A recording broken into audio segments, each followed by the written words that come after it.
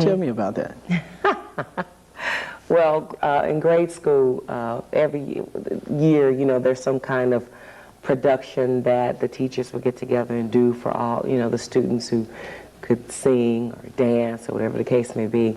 And everybody had a trio, female trio group, and all the guys had a Temptation, you know, type of thing. I was teasing and saying that I was never Diana Ross because I wasn't the skinny one, but I was one on the side doing the doo-wops and the shoe-wops, you know. And what was the Motown era had such an impact even in the neighborhood, in our community, because there's a community center named Woe Center in St. Louis, and every year they have like a talent extravaganza.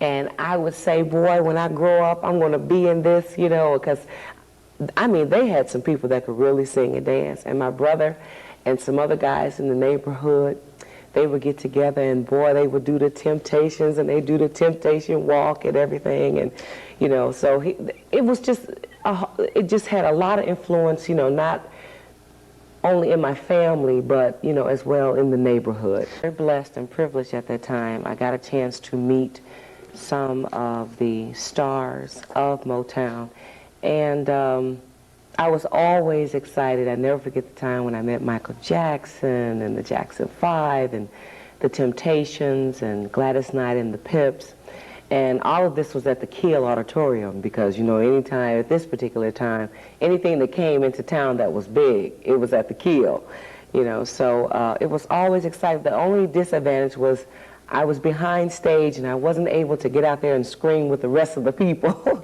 So, but other than that, it was very exciting. Now that I look back on it, I feel very blessed, you know, to have experienced. The era, Tim, the music was, see, these people were not put out there without the intentions of being successful.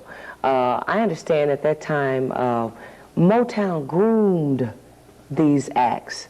They polished them. They didn't get out there until they were ready, you know. And now it's like they're just pushing them out there by the, you know, the numbers.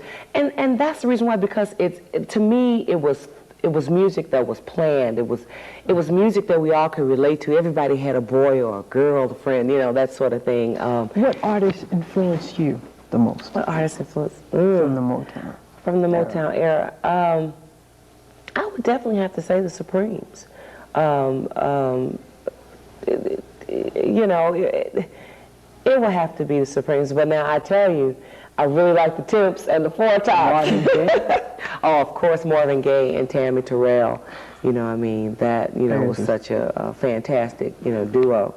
All of the Motown performers, you know, Smokey, all of them were suave and, you know, cool, and the ladies were ladies, you know, and they danced and sang in such a manner. I was 8, 9, 10, 11 at that time, and I think, you know, when I met the Temps, you know, they all kissed us on our cheeks and gave us, it was my sister and I, and you know, gave us their autographs. But I think the one that really, really, where I flipped the most was the one when I met the Jackson 5, and they were staying in the Chase Hotel. And after the concert, we were privileged to go to the Chase and to intermingle with them, take pictures, get their autographs and so forth. We still have the pictures, you know, they're kind of like cracked in the middle, but we still have them. And I was really cool, Tim, you know, and we were sitting there and eating barbecue with the Jackson 5, you know. And I went out to the car after we left, and I screamed, I said, "Daddy, we just met the Jackson 5."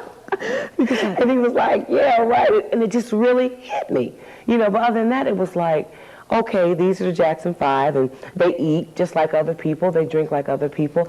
And I like all of them, Tim. We were blessed to do a Motown review with Southern Illinois University, East St. Louis, the Catherine Dunham Center.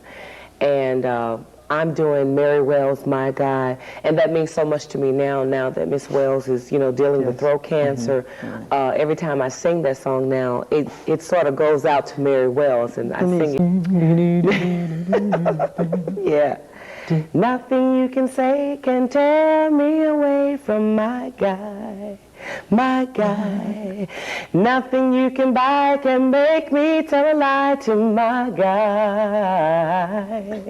I'm sticking to my guy like a stamp to a letter, like a bird of a feather. We stick together. I'm telling you from the start, I won't be torn apart from my guy.